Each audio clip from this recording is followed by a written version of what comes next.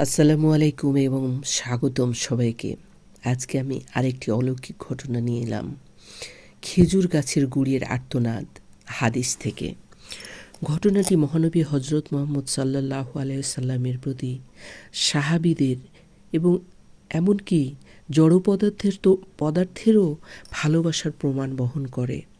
ঘটনার প্রেক্ষাপট: মদিনার মসজিদে নববীতে প্রথমে কোনো মিম্বর বা বক্তৃতা দেওয়ার স্থান ছিল না। নবী করিম সাল্লাল্লাহু আলাইহি সাল্লাম দাঁড়িয়ে খুতবা দেওয়ার সময় একটি খেজুর গাছের গুঁড়িতে হেলান দিয়ে কথা বলতেন। যখন তার জন্য 3টি সিঁড়ি বিশিষ্ট একটি মিম্বর তৈরি করা হলো এবং তিনি সেটির উপর দাঁড়িয়ে খুতবা দেওয়া শুরু করলেন, তখন একটি অলৌকিক ঘটনা ঘটল, হৃদয়স্পর্শী মুজিজা। মিম্বর থেকে খুতবা দেওয়ার সময় সাহাবীরা শুনতে পেলেন যে এতদিন নবীজি সাল্লাল্লাহু আলাইহি ওয়াসাল্লাম যে খেজুর গাছের গুঁড়িতে হেলান দিতেন সেটি উচ্চ স্বরে ক্রন্দন করছে। এই কান্না ছিল সদ্যজাত উটের বাচ্চার কান্নার মতো করুণ।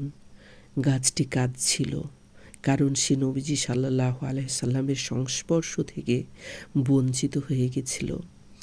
নবীজি সাল্লাল্লাহু আলাইহি সাল্লাম মিম্বর থেকে নেমে এসে গাছটিকে জড়িয়ে ধরলেন এবং তাকে সান্ত্বনা দিলেন। গুঁড়িটি তখন শান্ত হলো। তিনি সাহাবীদের বললেন, এটি তার নৈকট্য থেকে বঞ্চিত হওয়ার কারণে কাঁদছিল। হাদিসের নির্ভরযোগ্যতা: এই ঘটনাটি সহিহ বুখারী, সহিহ মুসলিম এবং সুনানে ইবনে মাজাহ সহ ইসলামের প্রধান প্রধান হাদিস গ্রন্থগুলোতে একাধিক সূত্রে বর্ণিত হয়েছে। এই মুজিজাটি আমাদের শেখায় যে মহানবী সাল্লাল্লাহু আলাইহি ওয়াসাল্লামের প্রতি আল্লাহর দানকৃত ভালোবাসা এতটাই গভীর ছিল যে তা শুধু মানুষ নয়, বরং জড় পদার্থের অনুভূতি জাগিয়ে তুলত। সুবহানাল্লাহ। রাব্বুল আলামিন আমাদেরকে রাসূলকে ভালোবাসার মতো ভালোবাসা তৌফিক দান করুন। আমিন। আসসালামু আলাইকুম ওয়া রাহমাতুল্লাহি ওয়া বারাকাতুহু।